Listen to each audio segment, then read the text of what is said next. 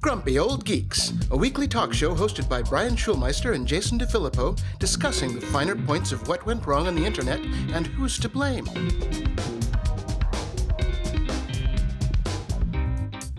Welcome to Grumpy Old Geeks. I'm Jason DeFilippo from rainy LA.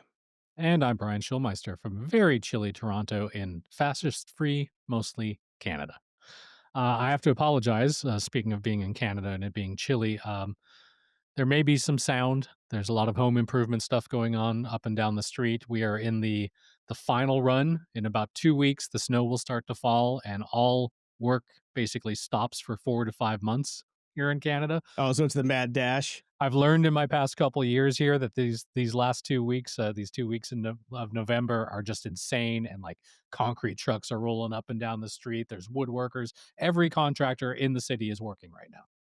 Oh, I know all about it because I'm the one that has to fix it every year. So, not surprisingly, but it is raining here. So if you hear some what it sounds like metallic gunfire coming from outside, the air conditioner I have in my lovely garage here gets rained on. It goes tinkle, tinkle, tinkle. So tinkle, tinkle, little star is what I'm getting today. And it's 62 degrees in here in my office. That's so positively balmy as far as I'm concerned.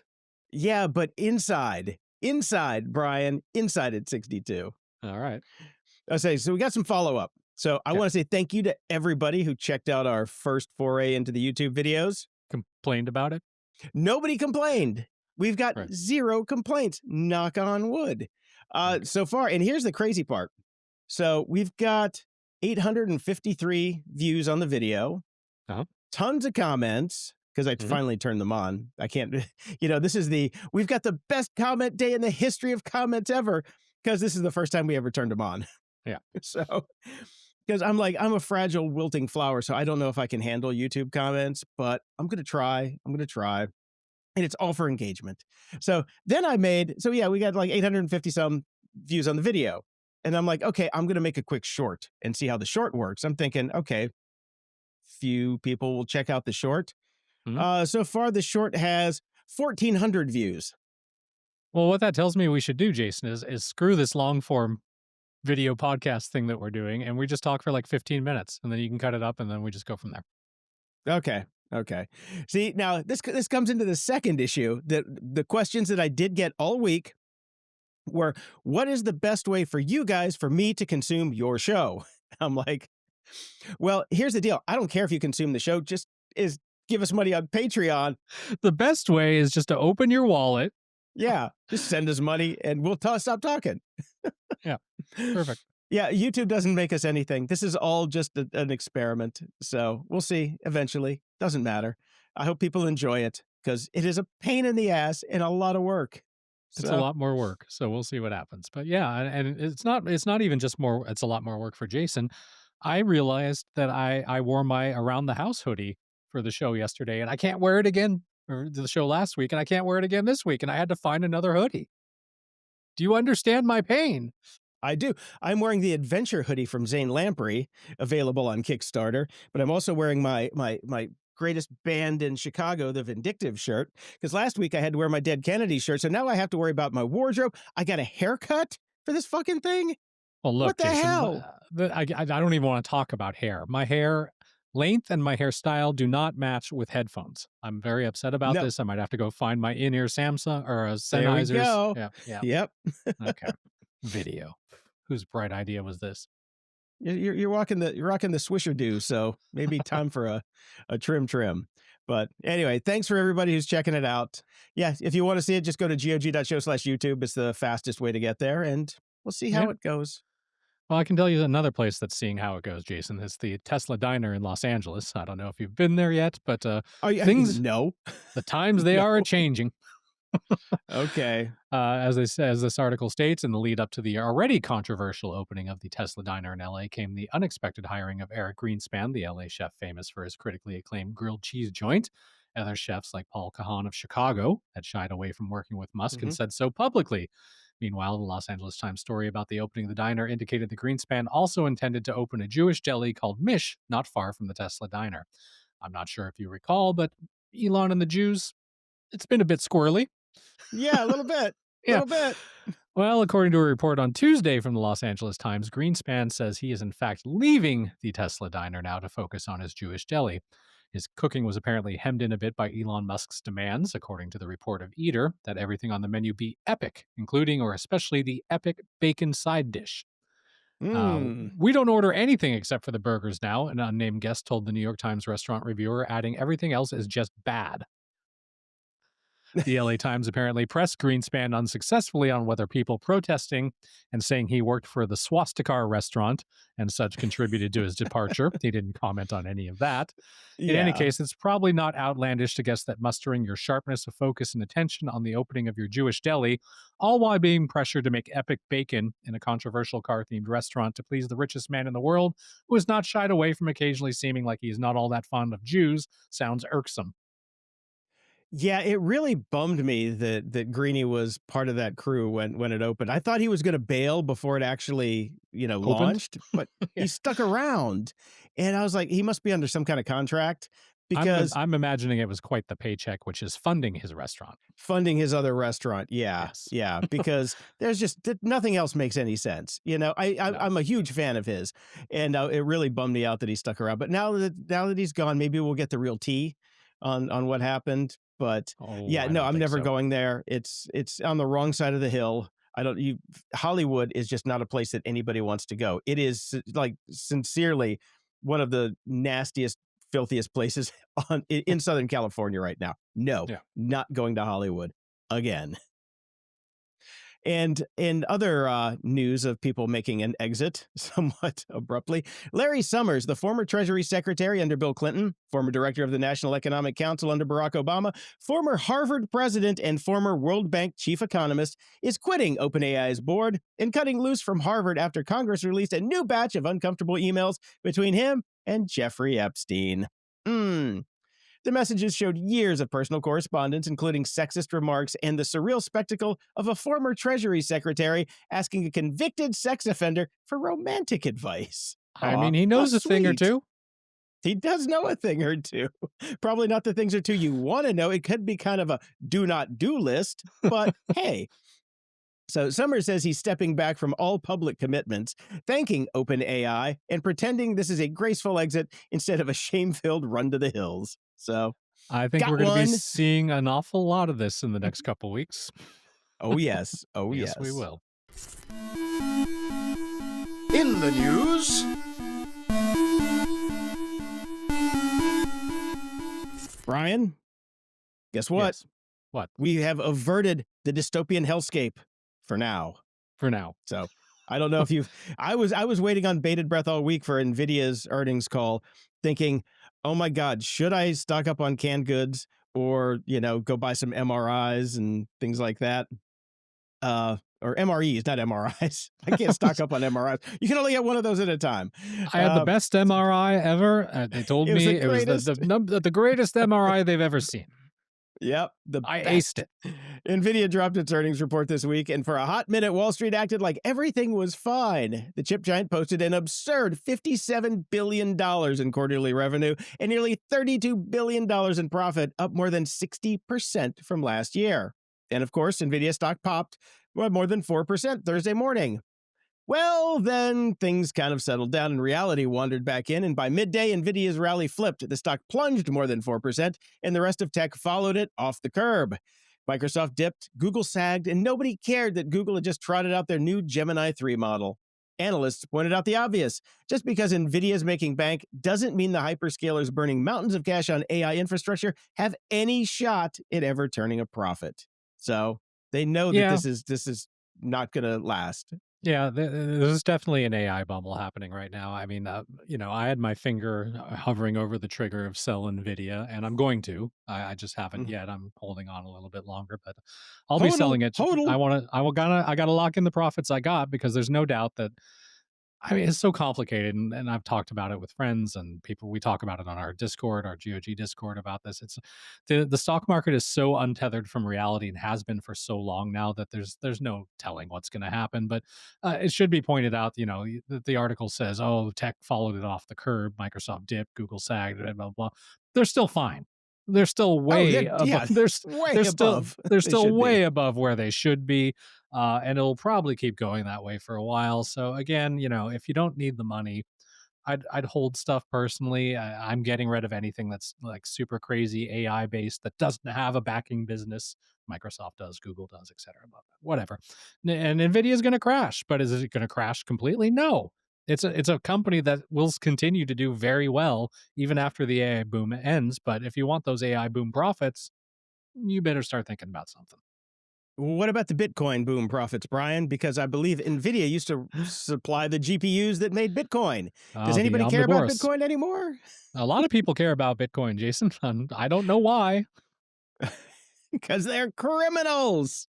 Bitcoin dropped to below $87,000 on Thursday, capping a nasty multi-week slide that's erased nearly 10% in 5 days and over 30% since its $126,000 peak in October.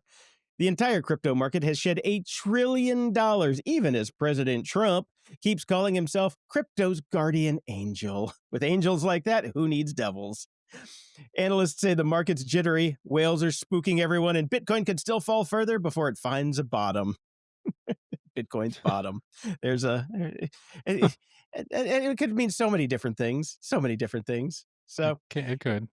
Yeah. If you have some spare time, there's a great article on The Atlantic that'll really piss you off if you hate crypto as much as we do. And it's called How Crypto Could Trigger the Next Financial Crisis. Oh, did you get a chance to read this one, Brian? I scanned through it. Again, it's It's long. It's very long. The TLDR on all of this, especially with Bitcoin, was as much as I'd like to be Schadenfreuding about it crashing and all that sort of stuff. It probably won't. There's too many industrial investors. That's not the right term, but you know what I mean. Institutional investors that have invested in it now. The real problem and the thing that I balked at and I was screaming about was like, people's retirement plans. You probably don't even know that you're invested in Bitcoin, but all those investors went in on Bitcoin. Chances are, without you even knowing it, mom and pop that are just have their retirement plan that they're hoping to eke out the next 20, 30 years with. Good luck with that. That's going to be about 1 year of healthcare the way we're going right now. You're invested 1 in year. Bitcoin. You're invested in Bitcoin if you don't even know it at this point, and that's the real issue. I was losing my mind when I found out how many retirement plans and different index funds were going in on Bitcoin. Stay the fuck out of it. Yeah. And the article generally tends to talk about the Genius Act that was shoved through by Trump and his butt bros on how stable coins could very easily tank the economy when they fail. Not if they fail, when they fail, and the government has to backstop them. So I don't recommend reading it before bed, because I did, and I had very many angry nightmares about it. Just divest from any type of crypto coin future, because it's all designed to take your money from you, no matter what.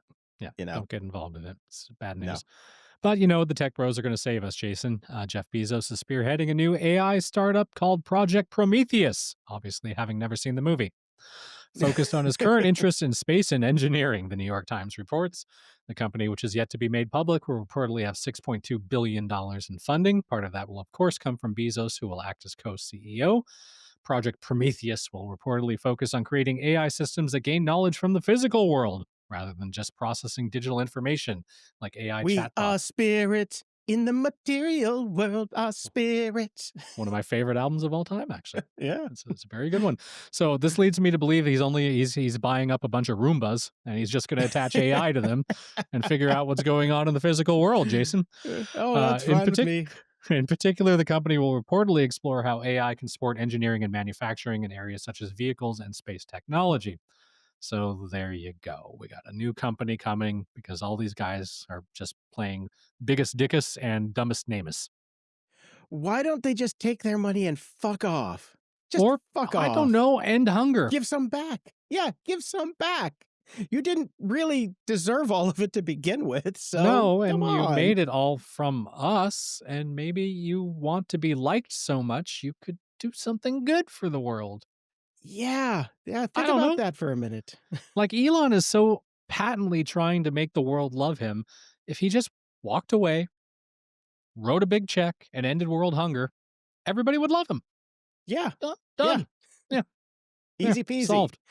Mm-hmm. Anyway, speaking of AI, yet another study has come out showing that most companies aren't making any money off of AI. This came from KPMG, a British accounting and professional services firm. It was published on Wednesday and looked specifically at businesses in Canada, surveying them for evidence that AI was providing anything in the way of return on investment. Guess what the study found? No. Nope. No. Nada. Zip. Pretty much nobody Bupkis. who's using AI has managed to find a financial upside yet. Indeed, the survey found that while more and more businesses are using AI, only about 2% of respondents claimed that they had seen a return on their generative AI investments. This included 753 business leaders from across Canada, found the slim amount of respondents who did report results from AI were from very large companies that reported at least 1 billion in annual revenue. So they're the only people that are found any return on investment. And my bet is they fired a bunch of people to get that return on investment. And claimed it was because of AI. Yeah. AI is seeing the largest rate of adoption in IT and sales and marketing, according to the studies. Also, research and development, finance and accounting, and engineering. So, Canadian managing partner of digital and transformation at KPMG Canada, Stephanie Terrell, laid it out in the general outlook as this. Only a small sliver of Canadian businesses are generating growth from their AI investments today, and that's understandable. New technologies take time to be adopted and demonstrate identifiable return on investment. And then she went all in. Canada is facing near-term threats to its economic competitiveness and grappling with declining productivity and prosperity, so waiting years for AI investments to create value isn't realistic. In fact, it's downright risky. We have to go all in. We should turbocharge AI investments so as to increase national competitiveness and see the elusive ROI that is currently eluding them. Basically, we just watched a bunch of cars drive off a cliff real fast. We can't be last. Let's drive off the cliff too. Yeah. Jesus Christ. If all your friends jumped off a bridge, would you do too? Yeah. I guess so. Despite the fact that it's currently useless, a certain portion of companies, basically 3 in 10, expect to start seeing a return on their AI investment within a year. A greater portion, 6 in 10, says they expect to see ROI in 1 to 5 years. Hope springs eternal, I guess. Last week, we discussed Waymo's upcoming move to allow highway driving in select cities, Brian. Remember that? I sure do. Well, that's why we like Waymo better than Tesla, because they actually had a plan and LiDAR and not cameras.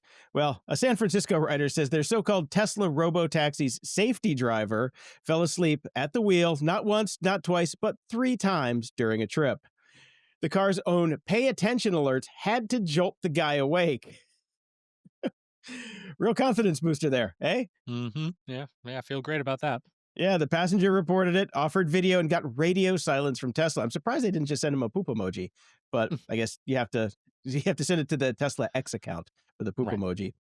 Others chimed in saying they'd had the same snoozing supervisor, including one poor soul who rode an hour from Temescal to San Francisco with Sleeping Beauty slumped over the wheel.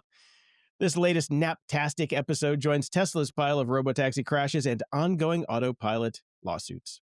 So stay away from the... I don't care if you're an Elon fanboy. Just stay away from the robotaxis for your own safety and ours, please. Good idea. And Meta just walked out of a 5-year antitrust brawl with the Federal Trade Commission, looking smug and very much not a monopoly, according to a federal judge.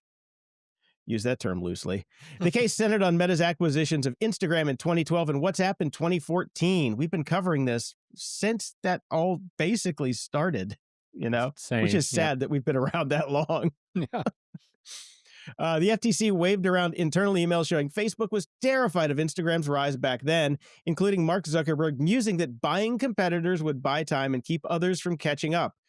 The fucking definition of what they're not supposed to be allowed to do under government law, right? Right. Okay. Yeah. Here's the we catch. used to have those things. Yeah. Yeah. Here's the catch. Judge James Boasberg wasn't asked whether Meta played dirty a decade ago, only whether it's a monopoly now. Okay. There's the rub. So you could kill somebody back then, but are you a murderer today? No. Well, then go scot-free. That's how it works. Did you kill last week? Did you kill anyone this week? Did you try to kill anyone this week? Yeah. And in 2025, with TikTok being TikTok and half the planet doom scrolling somewhere else, the judge said the FTC's case was garbage. He ruled that the old lines between social networking and social media do not really exist anymore, and the competitive landscape has changed so much that Meta can't be boxed in as the unstoppable empire the FTC claims. So after half a decade of legal drama, the verdict is basically Meta, still annoying, still gigantic, but not technically a monopoly. Okay. All right. Well, whatever. That's because it took a decade to get this through the courts. Things have changed since then. Yeah. Yeah. Anyways. This judge just must be defrocked. Defrock the man. Well, according to the Financial Times, somebody else may be defrocking himself. Tim Cook may be ready to leave his position as soon as next year, and Apple's board and senior executives have ramped up their preparations to secure his replacement. Cook, who has been at the helm of Apple for more than 14 years, it doesn't seem like it's been that long, but apparently it has.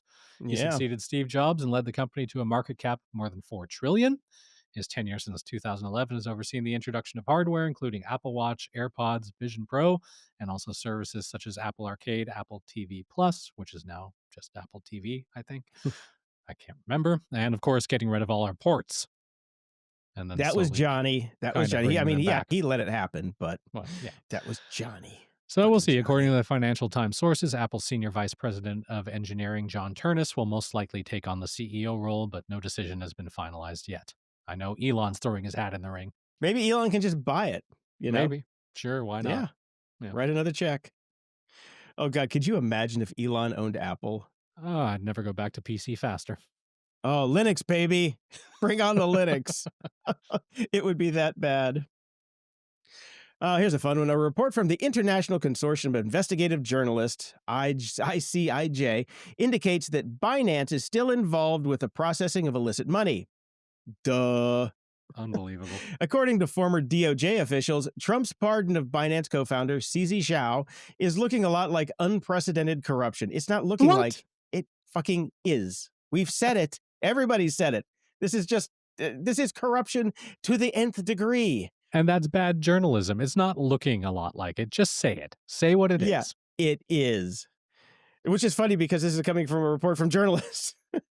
A new ICIJ report says Binance is still processing illicit money even after pleading guilty to the Bank Secrecy Act violations and writing the government a $4 billion whoopsie check.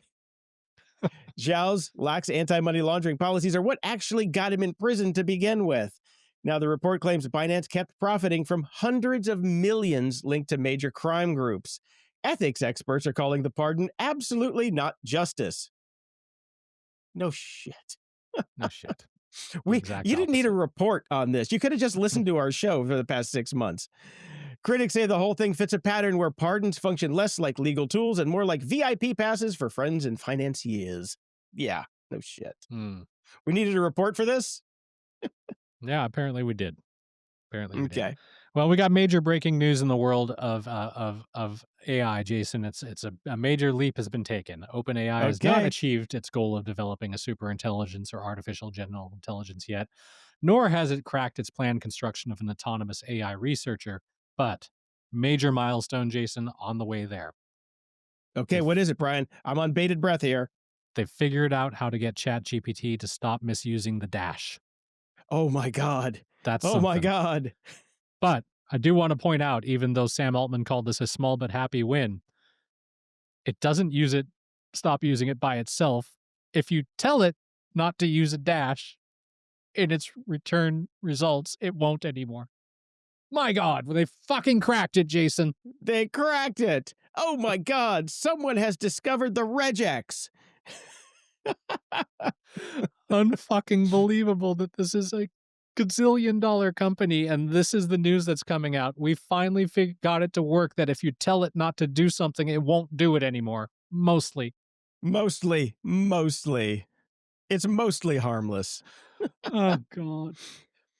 What's funny is I sent something to a client this week for some show notes, and she's like, can you do me a favor and just take the M dash out and replace it with something so it doesn't sound so AI? And I'm like, sure thing. Yep. The funny part was that was germinated, or how do you, it was made by Gemini. Those are the words I'm looking for. It's fucking early and it's cold in here. Geminated is what I'm going to call it from now on. Yep. ChatGPT might have gotten that Grammarly subscription it always wanted. But Elon Musk's pet AI, Grok, is just plain drunk. A user on X asked Grok to describe Musk's physique, mind, and relationship with his kids. This is where it gets fun. The bot responded with a straight faced fantasy about a lean, wiry, martial arts trained genius who reshapes industries, maintains a close, involved bond with his children, which is all bullshit. So, when pressed, Grok doubled down and declared Musk a top 10 mind in human history, edging out folks like Newton in Da Vinci, Steve Da Vinci, Yeah, and Mike Bob Newton. Newton. Yeah. It even claimed Musk is fitter than LeBron James because working 100-hour Yeah, the work one that weeks is lives down the apparently- street from me. Yeah. Yeah, it's apparently holistic fitness by working 100-hour weeks. Holistic fitness. That's a Oh, thing God. now.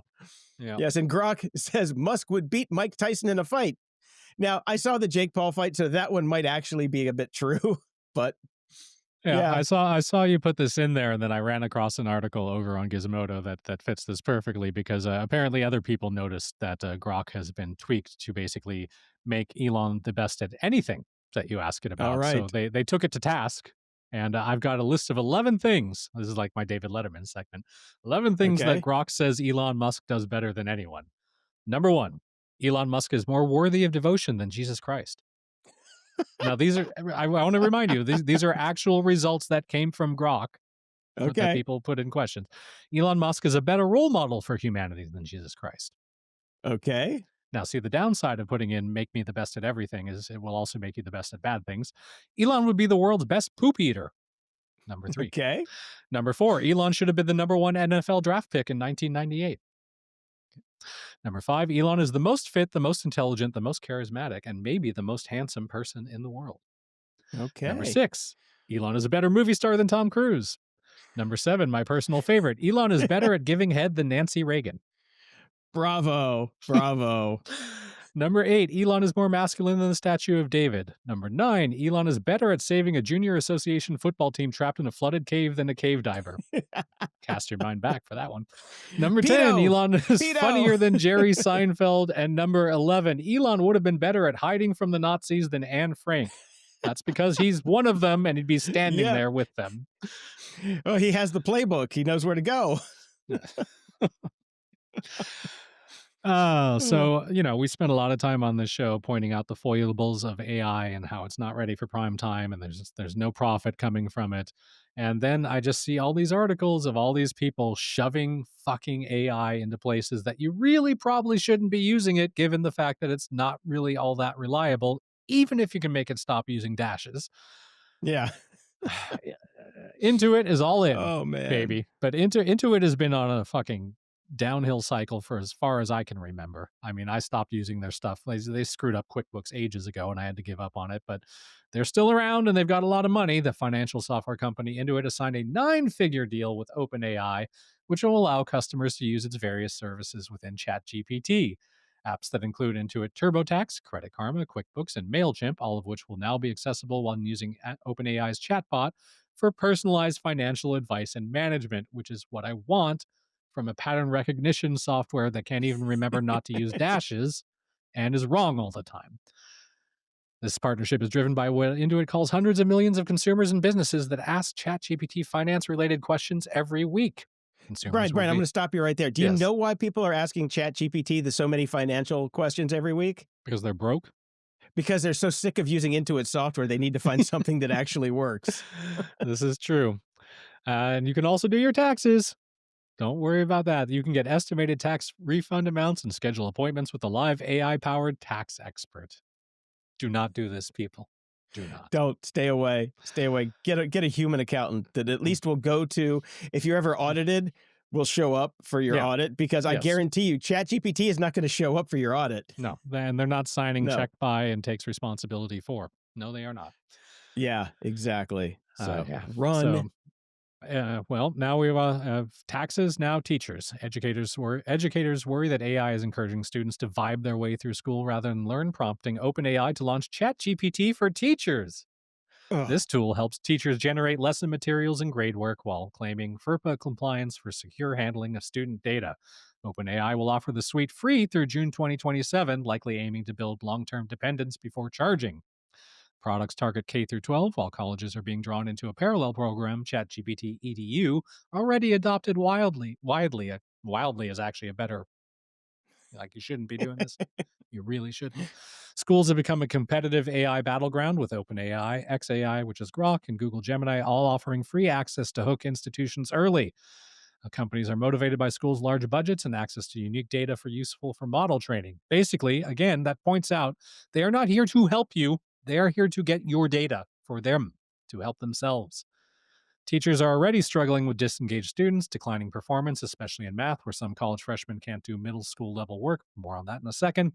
Students increasingly rely on AI to complete assignments, worsening learning gaps. And research has shown that heavy AI use can erode critical thinking and encourages people to offload difficult cognitive work. All the more reason to jam more of this into our education system. Yep.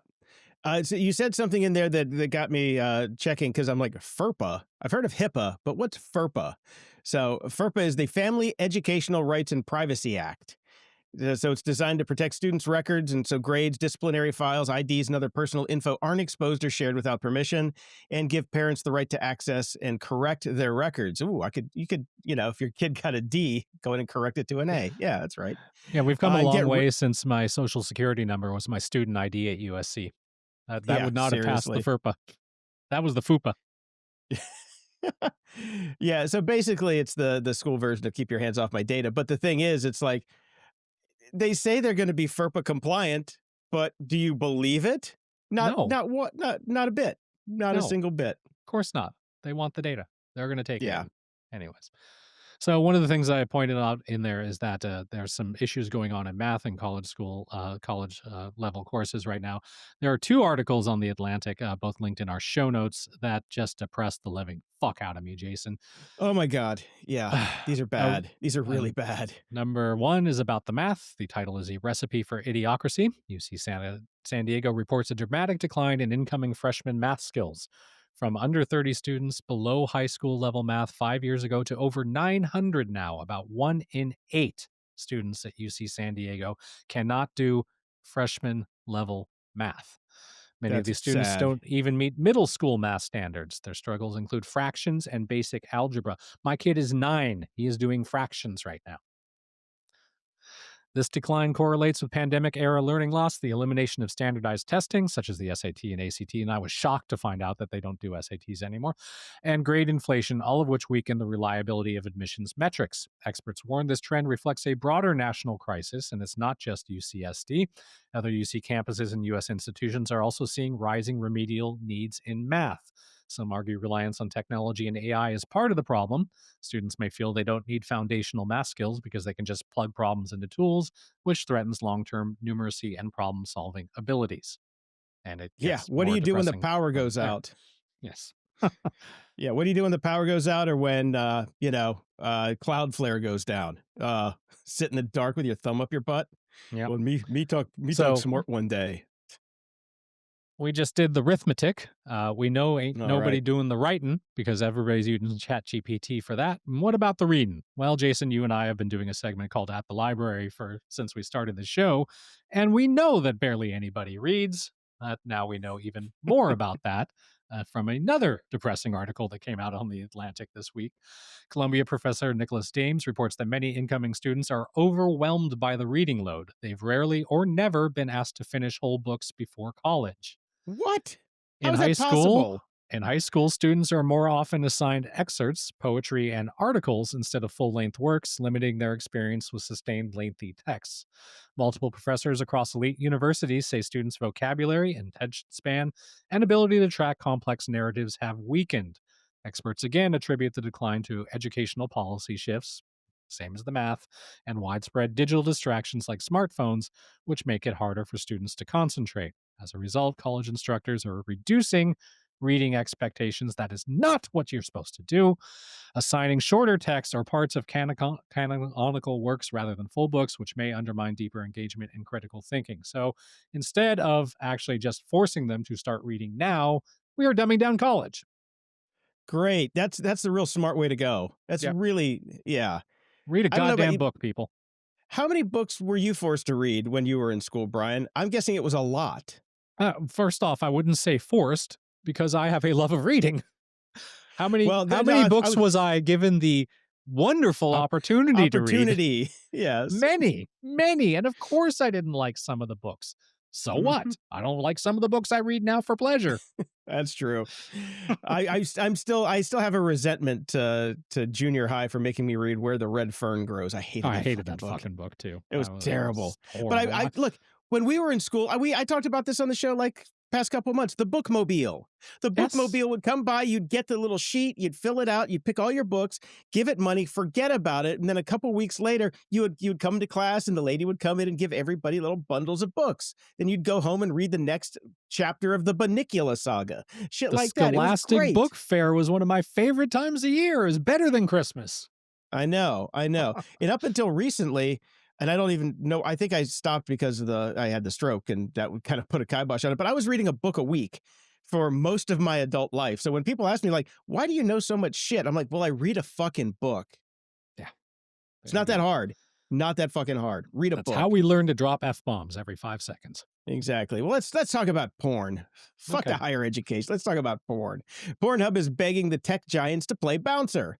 After age verification laws tanked its traffic by more than 70% in the UK and parts of the US, the company sent letters to Apple, Google, and Microsoft asking them to handle age checks at the device level. That would let Pornhub offload the mess of scanning IDs, guessing ages from faces, or trusting dubious third-party verifiers that have already leaked user data.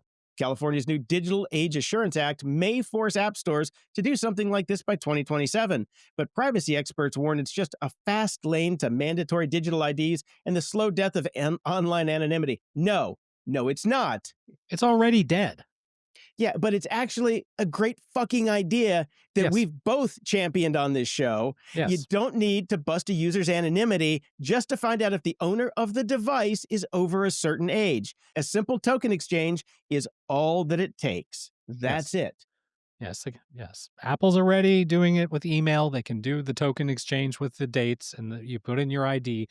And by the way, you can have a mandatory digital ID for online things, but don't make it the only way that you have an ID. You can also have a physical ID for the real world. Mhm. This isn't fucking 666 stamped on our foreheads, people. Relax. No, it's not. Just let people jerk off in private, please. It'll make the world a better place. To ask Pee-wee. Because if they're not reading books, let's at least make them happy. Come on. This last one tickles my fancy. London's enterprising criminal class has apparently developed taste, and that taste is Apple only. A new report from London Centric says thieves across the city are increasingly rejecting Android phones like their off-brand cereal. Several victims shared their deeply weird stories of being mugged, only to have the thieves hand back their Samsungs with the enthusiasm of a kid returning socks at Christmas. One guy named Sam got jumped by 8 people who stole everything down to his beanie. As the crew sprinted away, one thief jogged back just to return his Android with a casual, "Don't want no Samsung." That's all. That sums it up right there. Pretty much. You know, we bag on Android a lot, and yeah, there's a reason. Don't want no Samsung. Don't want no Samsung. Ain't no scrubs.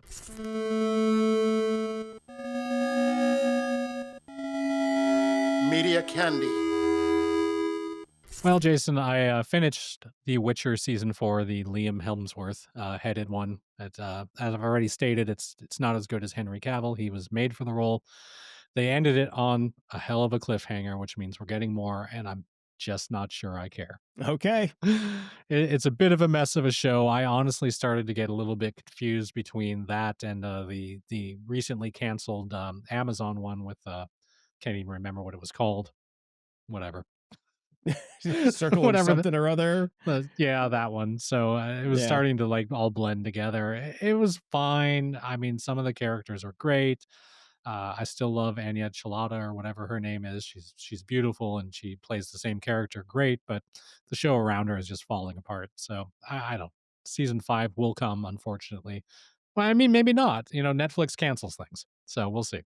They cancel them all the time, Yes, unfortunately. they cancel them all the time, so it could be left on the cliffhanger that it left on.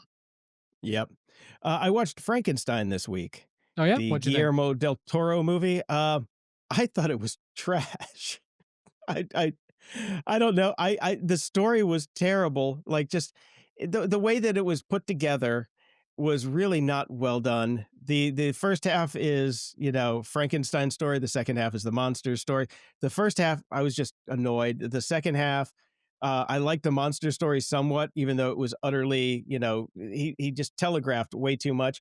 And for spending so much money on practical effects, like this giant ship, he spent like $12 on these wolves that came and were a major plot point, and it really looked like something from, an '80s kids show. They were terrible, and just it did not flow well, and it was just not a good movie at all. It was pretty, but yeah, I have to be honest. I'm not a Guillermo del Toro fan.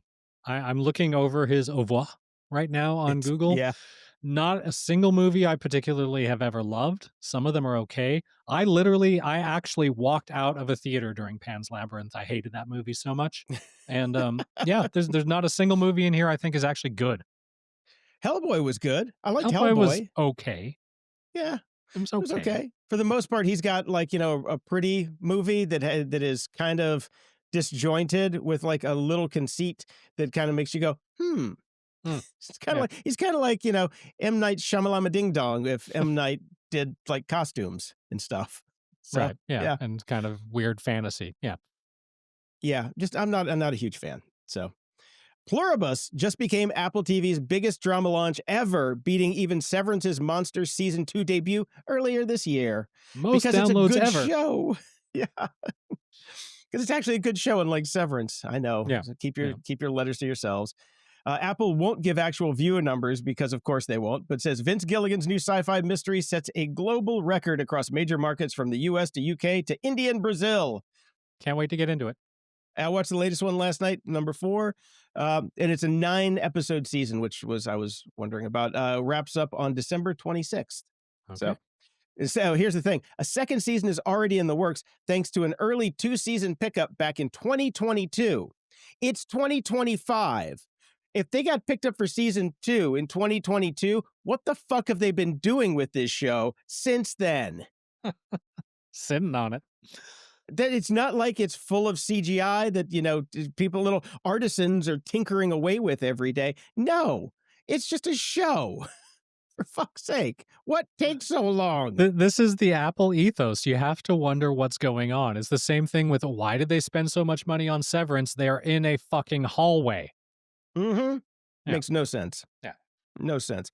It makes lots of dollars in sense to them, I guess. But hey.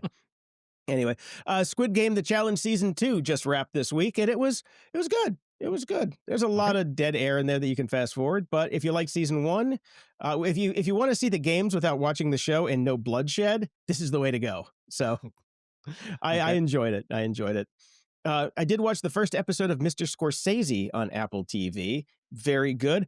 I don't know if I can stomach like 5 episodes of it though.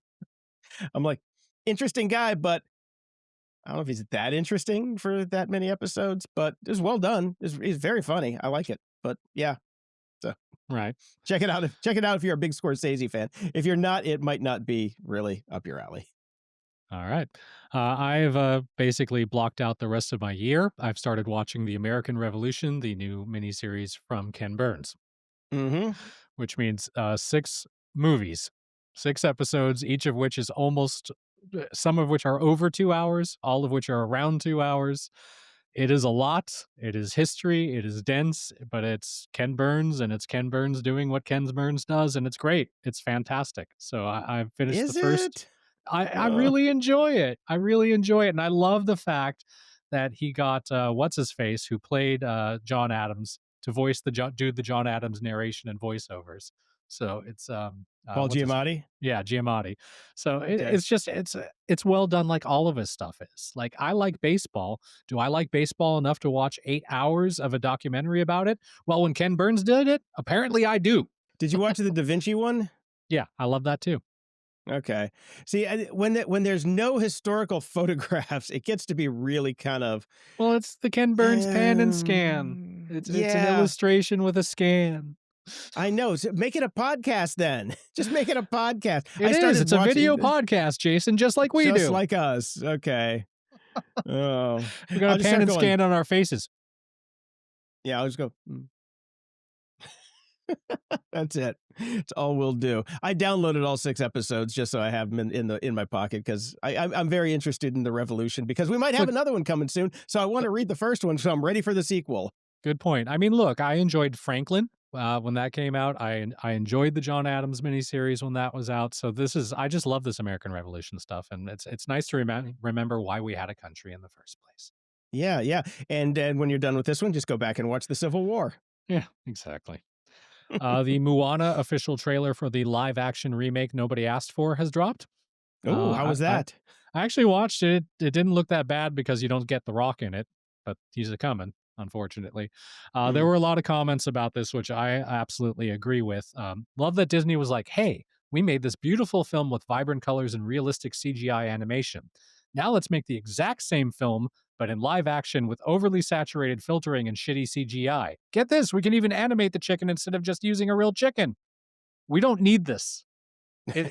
We don't need it. The animated version was perfect, and you're actually making it almost look like it's animated. So what are we doing here? What's the point? Yeah, what's Oh, the money. point? Money's the point. Money is the point. Yes. Mm-hmm. The Project Hail Mary official trailer number 2 has dropped and actually got me really. The first trailer I wasn't sure about. This one, I'm all in. I want to watch this. Really? Yeah. Okay, I feel like I saw the whole movie in this trailer. Well, They did we one did. of those. Yeah. We both read the book. We know we just saw the whole movie. Yeah, pretty much. Yeah.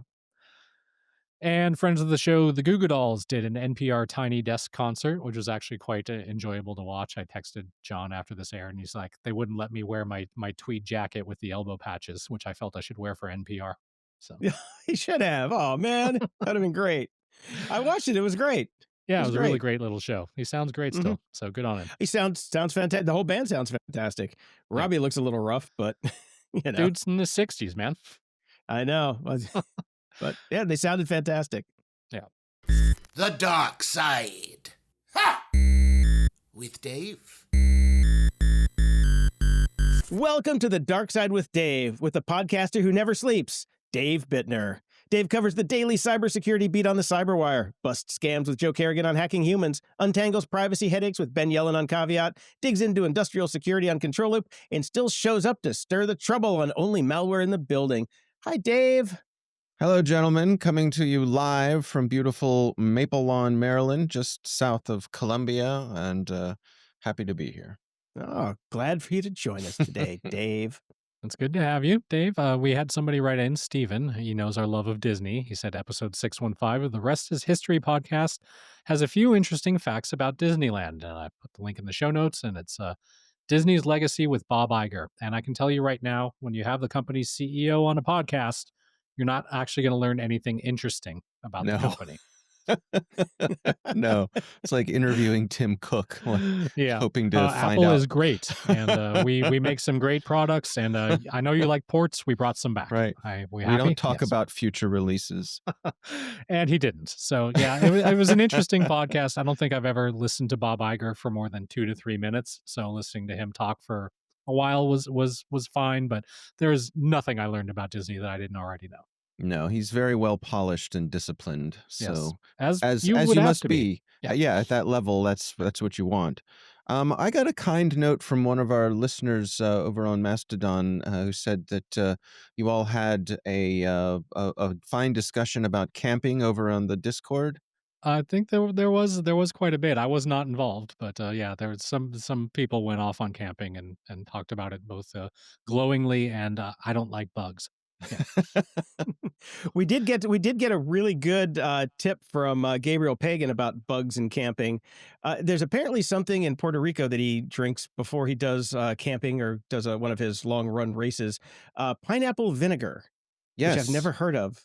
He drinks pineapple vinegar every day for 7 days before he goes camping. He says that really keeps the bugs away because he's got the same problem I do, the sweet, sweet blood. See, I'm intrigued because of the pineapple part. I love some pineapple, but then there's the vinegar. So I'm a fan of both. I'm going to go buy some if I can find it. I've never heard of pineapple vinegar, and this must be the same person who reached out to me. My wife is irresistible to mosquitoes, and they don't seem to bother me at all. And attractive podcasters. Right. So It must be my acidic personality or something, but they seem to leave me alone. But she gets devoured anytime she's outside. So I'm going to share this with her. But the flip side is that she does not like vinegar at all. Just like even the smell of it, she finds repulsive. I like to put vinegar on my French fries. Oh, yes. I make But pickled onions every week because I find them delicious. So yes, I do. I yeah, do quite a bit yeah. with vinegar. But I've never Yeah. heard of pineapple vinegar. That's interesting. And then the whole thing about drinking some vinegar to keep the bugs away. I mean, I guess it makes sense. I don't know. I remember I had a Yeah. friend who was stationed in Korea for a while in the Air Force, and he said that like everybody's skin smelled like kimchi because they ate so much of it that it Yeah. just sort of came out in their sweat. Which I think people with onions and asparagus, of course, is famous Vodka. for I was vodka. going to say vodka is the other one. The myth that people can't smell vodka is really a bad one. Yeah, it You're is. like, I drink vodka because people can't smell it. Oh, yes, they can. If Right. not that day, the next day for sure. It's like smokers who don't think that they smell Oh, bad. Like as an ex-smoker, I can tell you, you fucking reek. Yeah.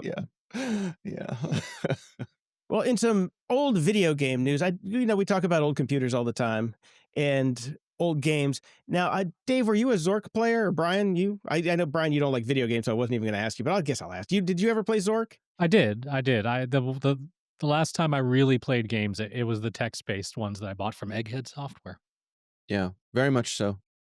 Yeah, the funny thing is I never played Zork. Out of all the Really? text-based ones, it was too popular. All the other kids were playing. I'm like, I don't want to play that when everybody else is playing it. So I played the Hitchhiker's Guide to the Galaxy, which I never beat because it was so fucking hard. Yeah, that was a hard game. It was really hard.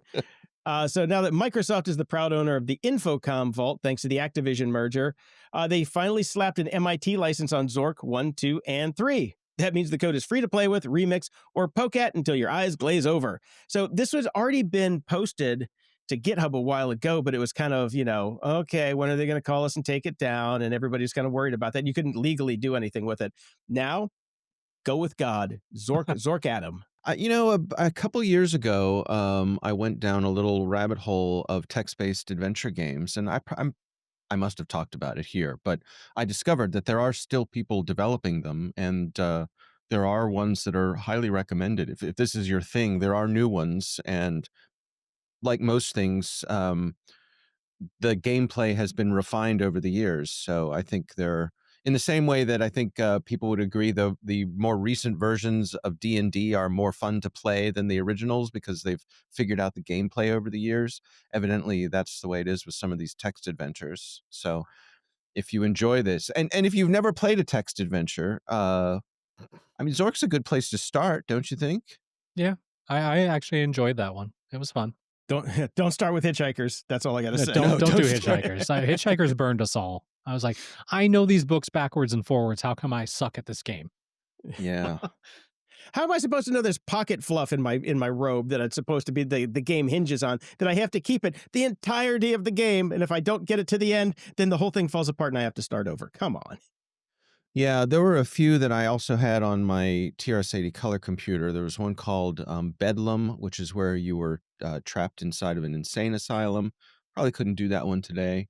There was one called Madness in the Minotaur, which was a typical maze kind of thing. But what was really frustrating about that one is I think it had like a 64 by 64 random maze section that once you got in there was no getting out, so that made it not so much fun. There was another one called Raka 2. Anyway, yeah, text adventure games, I spent a lot of time playing those. Tried to write some back then, but never got all the way through one. I think I wrote what do they call it, a parsing engine that's what pulls the text apart to make it do things. Yep. I wrote one of those in BASIC, but We call that AI now. yeah, exactly. Yeah, I think the one text adventure game I've talked about on the show before was Zyll, Zyll, for the IBM PC. Oh, And that was one of the ones that came with the cloth bound books with multiple floppies and an actual manual. Right. And it was really good because it was optimized for the original IBM PC keyboard with the function keys on the left, the 2 rows of function keys. So it was really easy to, move along with that. And then it just kind of fell apart when they moved them to the top. Actually, no, I take that back. I'm getting that confused with Flight Simulator. Oh, The function keys were for Flight because Simulator because the Flight flaps in the Simulator, throttle. notably Yeah, not a text. text-only I was adventure. going to say, because Flight That's Simulators why and I- text adventure games are so similar. Yeah. Go up, Yeah. go up, go up. Yeah. Okay, land. Yeah. Oh my gosh. Yeah. Brain damage. I'm gonna just chalk that up to brain damage. Yeah. Anyway, Zill was I do fun. remember the first text adventure game I ever played was called Lost Dutchman's Gold. Hmm. And that was on a TRS-80 Model 1. And it's still out there, as all these things are. You can find and play it online.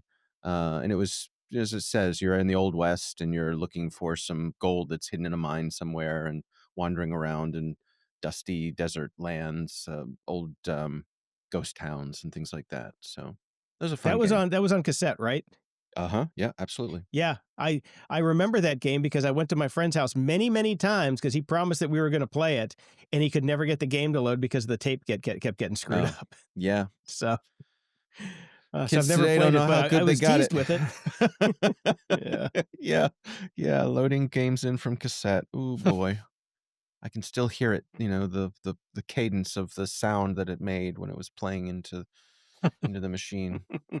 Mm. I put a couple links in here, actually several YouTube links. The first one, I don't know if you guys have noticed lately that the iOS keyboard is sucking more than usual. More than usual being the key part of that phrase, because I've always hated this keyboard. But yeah. Yeah, I've always had a low level frustration with it. Particularly, I find myself hitting the period key when I want to hit the space bar over and over and over again. All the time.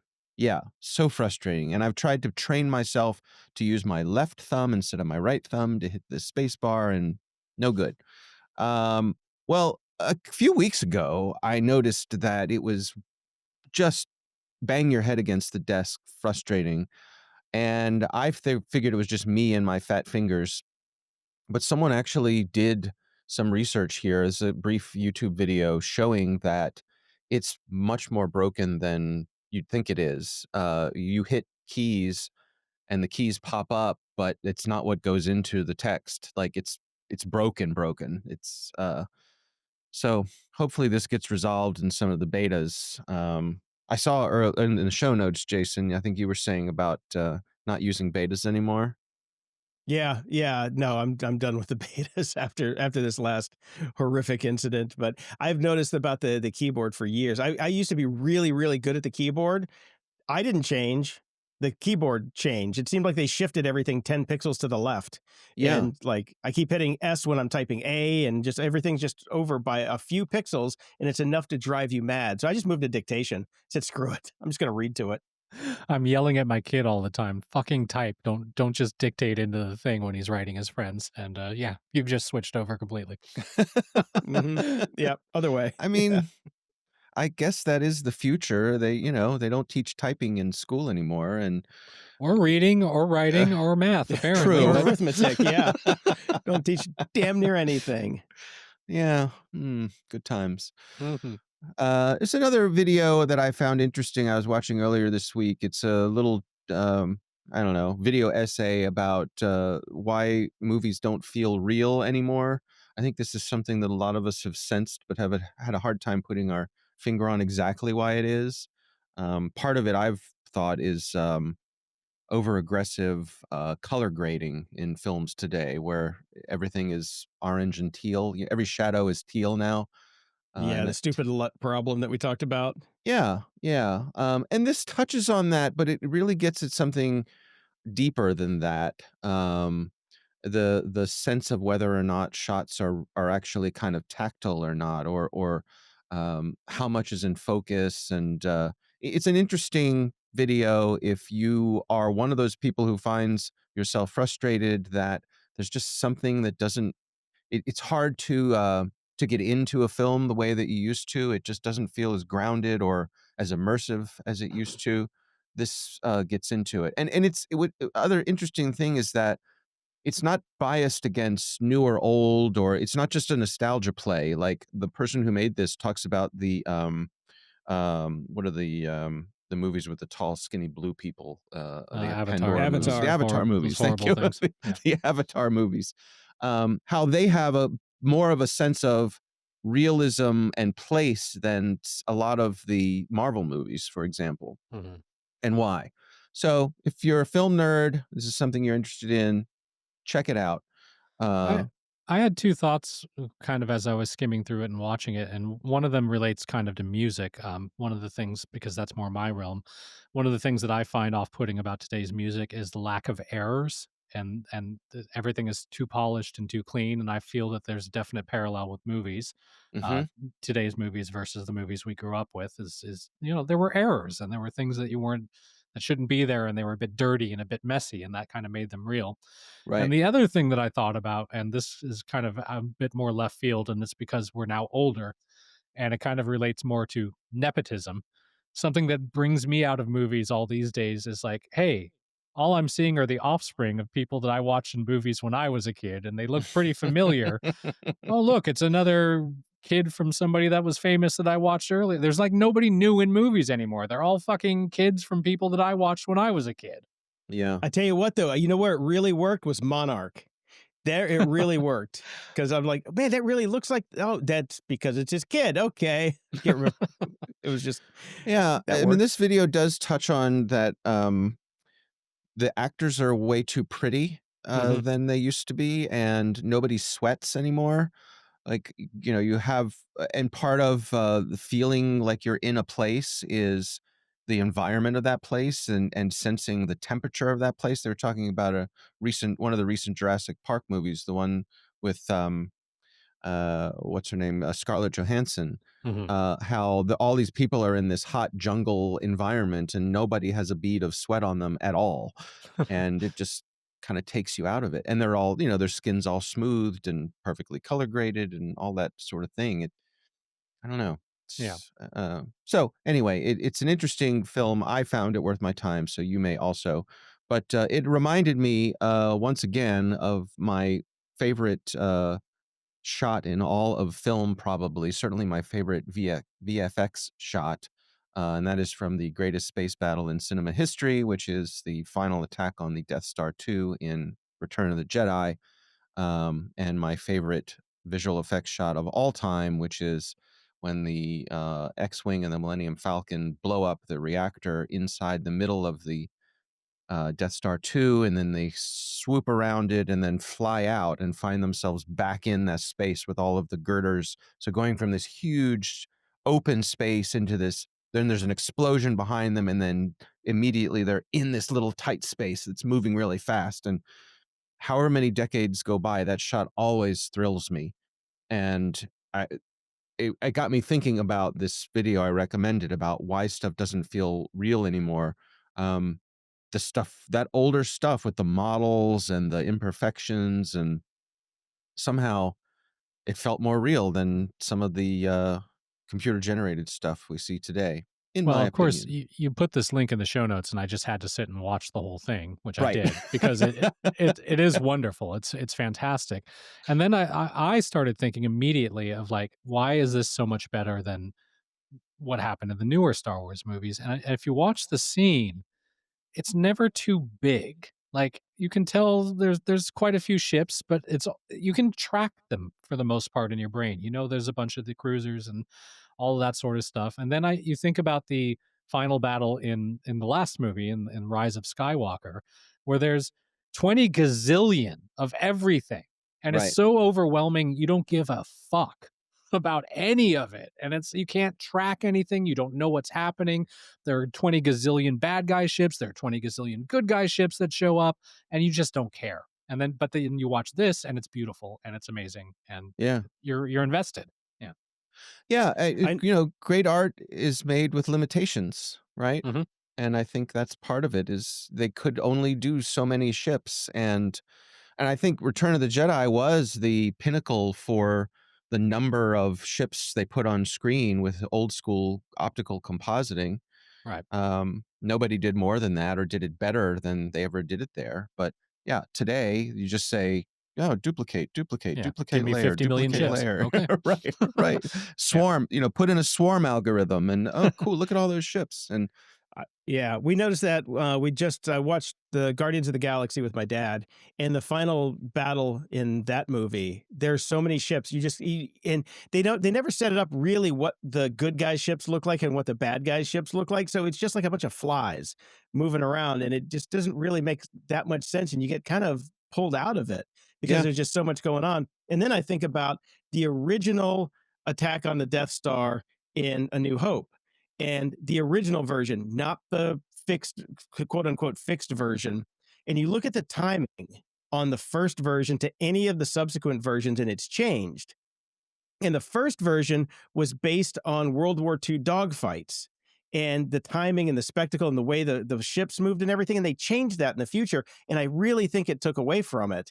And it's like, because they can change, it's like, oh, we can go back with computers and change it. It's like, well, you shouldn't have, because it was perfect the first time, not because it's like I've got nostalgia for it, just because it was timed better. Because they had to go sit there and make the time to do it and figure it out as they did it. And I think we just lose a lot of that from what you said about constraints. It's like constraints are good. Constraints make better art. No constraints, shit art. Damn right. Amen. We are so grumpy and so old. That's right. Before I go, any Thanksgiving plans to share? You want me to start? Go for it. Well, we host Thanksgiving at my house. As longtime listeners know, I bought my parents' house, so it is home to me and my siblings, and so everyone comes to us. So we'll continue to do that.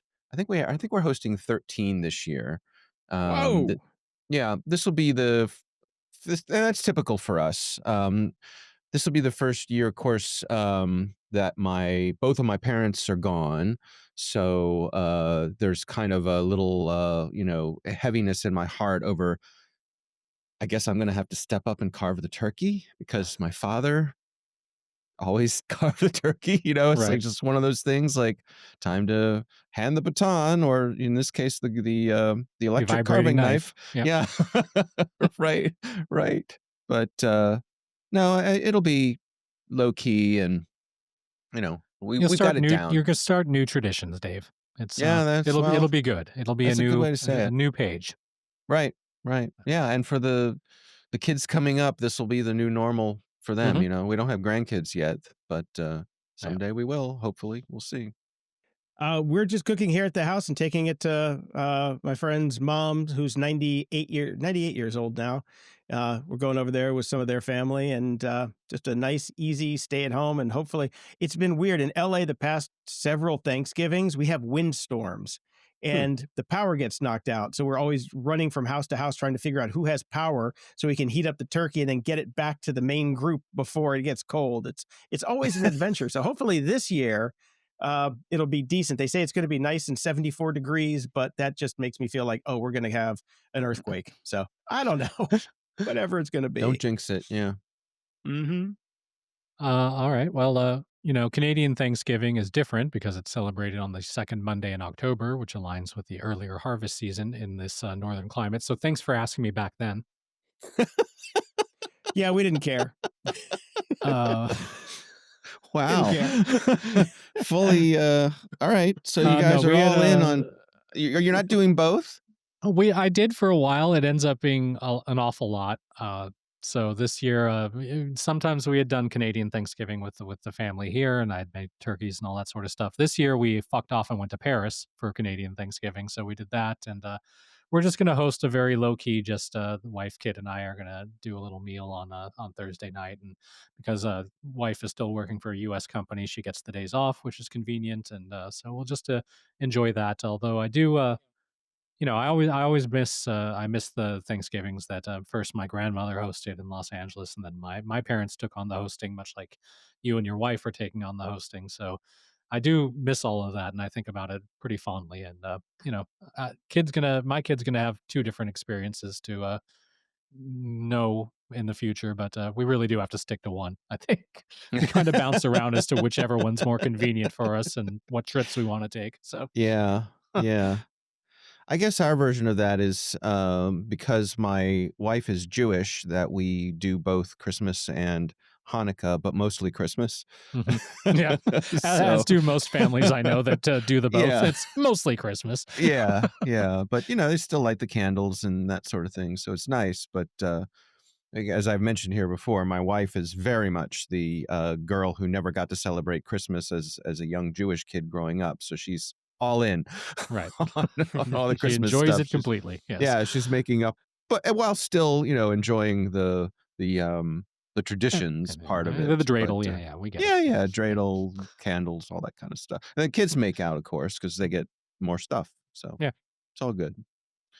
All right. Well, happy Thanksgiving to both of you, and of course to all of our listeners. I hope everyone has safe travels and good times with their family, and there aren't too many family fights and weird uncles and aunts and all that kind of stuff. And everybody Don't has a good overcook time. your turkey, people. Closing shout outs! We've got a new patron this week, LL Cool Geek. Thank you very much for signing up. Nice name. It is a good name. It is a good name. We'd also like to thank Nick, A Big Fridge, Wandering Meeples, Steve, Andy, Michael, Ted, Jim, Paul, and Xavier for your continued support on Patreon. Thank you. Over at PayPal, we've got Brett, Andrew, Joseph, Nathaniel, Sloan, Tom, Linda with a $25 donation, and Christopher, who sent us 50 smackaroonies. Thank you. Thank you, Christopher. That'll pay for 1 minute of video. And from the tip jar, we've got Sean. Thank you very much, Sean.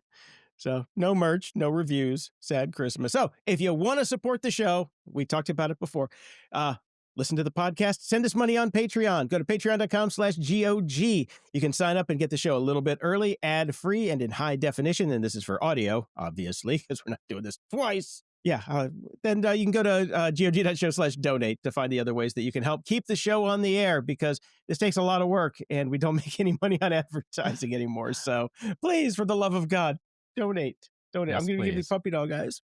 Please. I'll give you Ken Burn face. Ken Burn face. Oh, yes. There we go. And some sad news came out yesterday. The Stone Roses and Primal Scream bassist Manny has passed away at 63. He was one of the original members of the Stone Roses who began the band, and when Stone Roses imploded, he later joined Primal Scream, both of which are fantastic bands and some of my favorites. He played on both Stone Roses albums, later reunited with the band on their comeback tour in 2012. His death was announced by his brother on a post on Facebook, and Manny's bandmate Ian Brown led the tributes on X, writing, "Rest in peace, Manny." So sad news there. And because we're old, Jason, these people are not only starting to die, I want to wish a very happy, how is this possible, 60th birthday to Bjork. When you just put this in here, a little part of me died. Bjork is 60. Still looks No. fantastic. Of course she does. She's from Iceland. Come on. I know. They don't She's a little age up fairy. there. She's a wee fairy. Yeah. Yeah. She is. I love Bjork. Me too. Don't ever go watch Dancer in the Dark, though. Never. If Oh, you've never God. seen that movie, do not watch that movie. No matter how much you love Bjork, do not watch that movie. And if you do watch it, don't watch it alone like I did. It was bad. Don't do it. On that happy note, Wise until next advice. time, I'm Jason. Yeah, until next time, I'm Jason DeFilippo. And I'm Brian Schulmeister. Thanks for listening to Grumpy Old Geeks. Get all the links and goodies, and I guess watching. Get all the links and goodies from today's episode at gog.show/722. Want to keep the grumpiness alive? Toss a few bucks our way at gog.show/donate. Every penny helps keep the show on the air. Love the show? Share it. There's a share button in your podcast player. Use it to spread the grumpiness to friends, foes, and everyone in between. We'll love you for it. Swing by gog.show to join our Discord if you know how to, because you're probably around 60 and you're old, and chat with us and other show fans. Got thoughts, feedback, cool links? Hit us up at gog.show/contact. Don't forget to leave a 5-star review at gog.show/review, and we'll read it on the show. And we've got some merch. Snag your grumpy gear now at shop.gog.show, and stay grumpy.